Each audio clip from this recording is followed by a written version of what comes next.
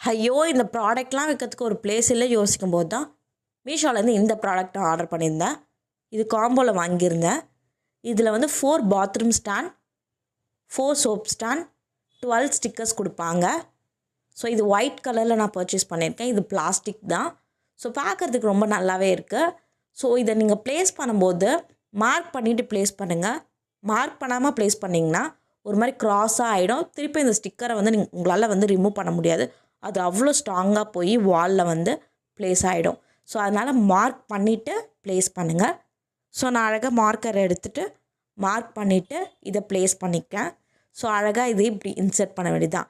இதில் நம்ம தேவையான ப்ராடக்ட்லாம் வந்து வச்சுக்கலாம். நான் பர்ஃப்யூம் வச்சுப்பேன், இல்லைனா சார்ஜர் வேணால் சார்ஜர் போட்டுப்பேன், இல்லைனா ஹேர் டூலாம் என்ன பண்ணும்போது ஸோ அதுக்கு வந்து அழகாக சுவிட்ச் பாக்ஸ் கிட்டே இருந்தால் நல்லாயிருக்கும்னு சொல்லிட்டு தான் இதை வாங்கி. ஃபுல் வீடியோ லிங்க் கீழே டிஸ்கிரிப்ஷனில் இருக்குது, போய் பாருங்கள்.